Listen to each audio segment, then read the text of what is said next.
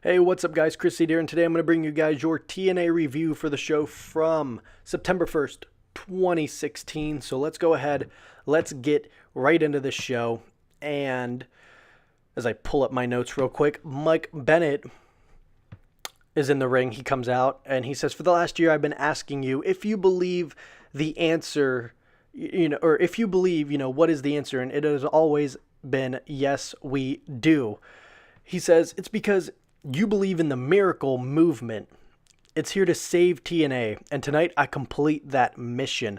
I surround myself with successful people like my wife, Maria, and Moose." And he said, "Come on down, Moose, let's set the record straight." And Bobby Lashley walks out. So Lashley says, "Moose wants nothing to do with you. This whole fake confidence thing you got going on, you could throw it right out the window. You look at you, and then look at me. The difference." He said, "We can throw all the rules out the window also, because I am sure I will destroy you tonight." And Mike says, "You're too cocky for your own good. You're too cocky to put your money where your mouth is." And Lashley's like, "Is that right? Tonight can be no DQ, because it's the only chance you have at winning. And you don't even have Moosey with you." And Mike said, "You're jealous of Moose. He's bigger, badder, and way better than you." And he said, "I see this game you're playing, trying to wedge between us." And he said, "I don't even think Moose took you up on your invitation last week." He said, "I know my friend, and he wouldn't do that." And Lashley said, "He didn't? Well, where is he? I smartened him up. Maybe I promised him a shot in the future at the title, or maybe he hates your guts." He said, "I'm confident I will win tonight, and no one will stop me." And then Moose walks out, and he gets in the ring and says, "It's funny how everyone is talking about me." He said, "You got the whole Impact Zone chanting Moose. Ever since I got here, I've been knocking people on the asses if they stepped up to me." He said, "You know this, Mike, and I know you know this, Lashley." And he said, "Bobby, I didn't meet you last week." And then Mike was chanting, he was laughing and stuff and getting all excited. And Moose looked at Mike Bennett and he said, "Don't think I forgot what you did to me last week." He said, "Tonight I will decide who walks out TNA World Heavyweight Champion." And I was like, well, that's cue for interference, or a ton of it. But I was also thinking, this is probably where they're going to split Mike and Moose. It seems like they've been teasing this the last 2 or 3 weeks. It seems like they're going in that direction. We'll see if it goes through. I don't think this is Lashley's time to drop the belt. It's the last thing I wanted to see. And he's got the legit factor, Lashley is that dude. He's the MMA guy. Give him the belt. He deserves it. Let him fucking run through the roster. So I don't know. We'll see what happens. Match 1, though. Matt Hardy versus Crazy Steve. They do sort of a test of strength to start it, and then they start biting each other's forearms. I thought that was kind of funny because Matt Hardy's thing is saying, "I eat people." Crazy Steve's running knee to the back of Matt's head I liked. We get broken Hardy chants. Steve's cannonball misses in the corner. Matt ramming Steve's head into the turnbuckle, and he takes him outside the ring and throws his head into the guardrail, and the crowd was chanting delete to each time he'd slap his head off of something. Back in the ring, Matt's side effect. Matt sending Steve over the top rope, and then Matt distracting the ref while Jeff was beating Steve down with a boot on his hand. Back in the ring, and Matt hits the twist of fate for the pin and the win. Oh, and before the show, I forgot to point it out. They showed Matt and Jeff and Rebby and Senor Benjamin at the Hardy estate, going over stuff if Decay were to interfere. And that happened after, Crazy Steve laughed and talked about all of your broken brilliance, Matthew, and you sure are blind to what's going on around you. I may be here alone, but Decay is everywhere, including the Hardy estate. And King Maxwell no longer belongs to you and Rebby. He is now Rosemary's baby. So that would play, a factor into the storyline between the two going forward in the show. But we get an X Division video package. They have all 6 guys sort of talk about, what the X Division means to them and the whole no limit thing and all that good stuff. And then backstage, Broken Matt and Brother Nero were there. Matt tries to call Rebby, no answer. They show Rosemary kind of creeping up on Maxwell. Then we get our second match of the evening, Ultimate X for the X Division Championship. It was a gauntlet match. So the participants were DJZ, Rockstar Spud, Braxton Sutter, Trevor Lee, Andrew Everett, and Mandrews. So Trevor Lee and DJZ start off the match. I liked DJZ's Hurricanrana, Trevor's forearm, DJ's top rope cross body, and then Andrew Everett entered the match. DJ's Hurricanrana to Andrew.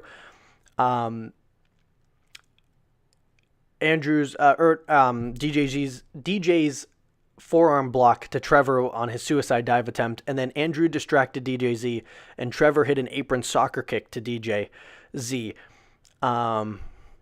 Andrew's top rope, Andrew's drop toe hold to DJ while he ended up getting kicked in the face by, kneed in the face by Trevor Lee was really cool, really crisp, had a lot of impact, and it just had a lot of snap to it. Mandrews entered the match at this point. He had a Warrior's Way to Trevor. His stunner out of the suplex position to Andrew was really cool. Mandrews' Hurricanrana to Trevor off the top rope was nasty. And then he had a fucking standing shooting star press to Andrew after that. Braxton Sutter entered during commercial, and then Rockstar Spud entered while we got back from commercial. He goes straight up to try and climb. Braxton cuts him off. Spud's sort of retreating, while trying to climb the rope, which I thought was kind of funny. Sutter ends up hitting the scoop suplex, and I think it was to Rockstar Spud. Mandrews' head scissors was really, it was okay. I think he hit that on the outside, actually. Oh, no. I think he hit that in the ring, because then after his plancha to Trevor Lee and Braxton Sutter on the outside was nice, over the top rope plancha. And then Andrew, his springboard moonsault to Sutter on the outside was crazy. He did it onto Sutter, Mandrew, and Trevor Lee. DJZ did the Air Jordan pose, springboard over the top rope plancha, and then DJZ springboarding off the ring steps onto Trevor Lee. Trevor Lee catching him, sort of like a back suplex type position, and then throwing him onto the ring steps was pretty crazy. And then Trevor Lee's jumping double foot stomp to Mandrews was nasty. Sutter's clothesline sending Lee out the ring. Mandrews shooting star press to Trevor Lee. And then Andrews' Hurricanrana planting Mandrews, spiking him on his head. Sutter's big boot to Andrew. And then after that, Sutter was going for the title. Rockstar Spud cut him off with a chair and started beating his ass down in the middle of the ring with the chair. Mandrews springboarded off the top rope and dropkicked Spud while he had the chair. And then the Helms Dynasty goes to climb opposite corners. They meet in the center, and they're fighting over the belt. They have it unhooked, and they're fighting. And DJZ springboards off the top rope, grabs the belt in midair. Cool camera work. This was so cool. And then he ends up grabbing the title, lands, and was named the new X Division champion. So DJZ, two-time X Division champion, getting the W. Absolutely awesome. This match was fucking crazy. It was a good Ultimate X Division match. The gauntlet style was interesting. I don't know if it really needed to be factored in, but it made it a little more, intriguing. The spots they pulled, were, pretty crisp for the most part. Nothing really seemed too sloppy. I wish they probably would have sold a little bit more, but overall it was a good X Division match. I wish they get featured on every show. Backstage, EC3 and Eli Drake go back and forth, before their match later on. Drew Galloway comes out. We get why Drew, why chance, and he said, you don't know what you got until it's gone, or it breaks or it snaps. And he said, why did I even stand up for this place when I came in? He said, when I won the title, I got into the crowd and we celebrated together. Then I lost it, and EC3 screwed me 3 times in front of your eyes, and you cheered him. And then Aaron Rex came in and, whatever, he's trying to do the Drew Galloway thing, pleasing the crowd. And he said, but after the match, you cheered me, and I thought you were cheering, you cheered us, and I thought you were cheering me, for the performance and everything. But then you all turned your back on me. He said, Aaron, you're trying to be me, and I am your Messiah, and I will teach you, or what did he say? He said, I'm your Messiah, and I'll have to teach you a lesson. And if I see you again, I will put you in the bloody hospital. And then Billy Corgan comes out. And Billy says, your actions were unacceptable, blah, blah, blah, blah, blah. He said, I've considered suspending you without pay. But then a little birdie got in my ear and talked me out of it. And Drew said, for someone who was anti-authority and you became the establishment, and you have this little birdie in your ear, you went from a leader to Dixie Carter's little bitch. And Billy Corgan says, it wasn't Dixie, it was this man. And then Aaron he had the mic and he was like, it was me, Drew, it was me all along. No, he didn't really say that. But then he runs down and him and Drew start brawling. And Aaron grabs a chair and security was breaking it up. And Drew Galloway is headbutting security guards left and right. And they brawl a little more. And then the Dynasty, Mandrews and DJZ come down and break them up. Up next, we get EC3 versus Eli Drake.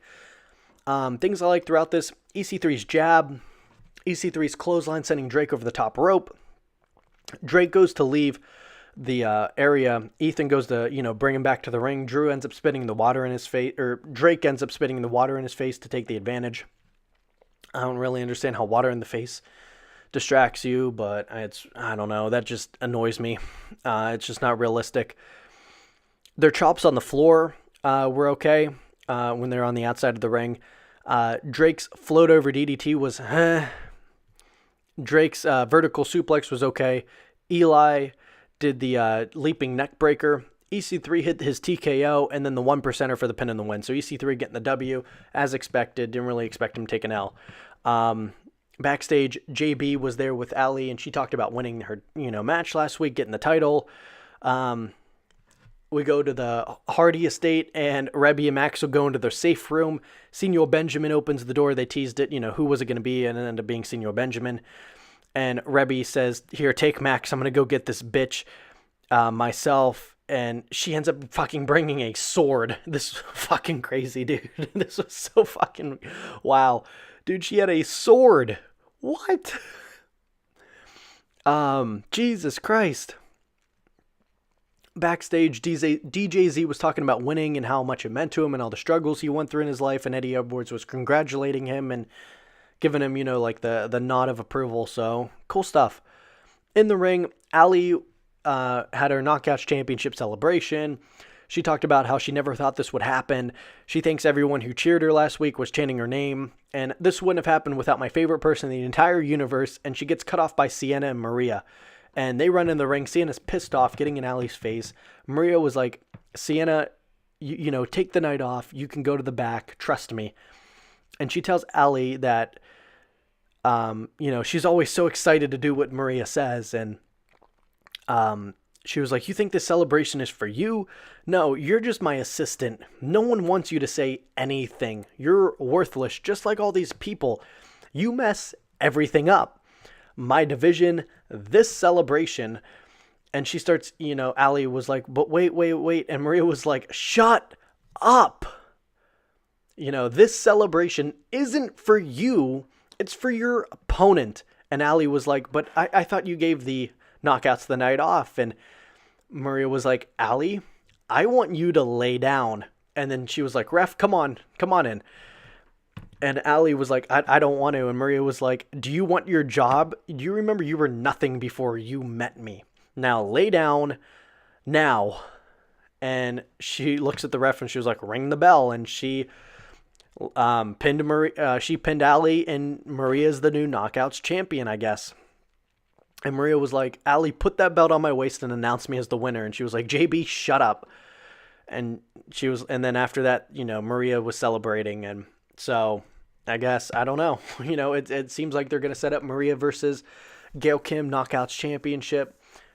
Gail possibly regaining it somewhere down the line, probably bound for glory. See what happens. Back at the Hardy estate, Rosemary was leading the home invasion angle. Rebby, Rosemary leads Rebby outside. Rebby was on the balcony above, the front door, and she throws a fake baby to Rebby, and Senor Benjamin was like, I'm here with King Maxwell, and Rebby said, prepare the battlefield, Senor Benjamin, for massacre. So we're going to get, next week, we are going to get the fucking final deletion 2.0, delete or decay between Jesus, the fucking dude. Oh my god. They rolled the teaser at the end for this fucking tag team match between Jeff and Matt and fucking Decay. And there's fucking fire and fireworks and Jesus Christ, this is gonna be fucking crazy. Main event time though. TNA World Heavyweight Championship match. Mike Bennet versus Bobby Lashley. Lashley's shoulders in the corner were okay. Lashley's standing vertical, followed by a clothesline. Lashley hit his delay vertical suplex, really like that. Moose ends up walking down at this point. We get a commercial, teasing it. I liked Mike's big boot kick out at 2 by Lashley. Mike's sliding drop kick.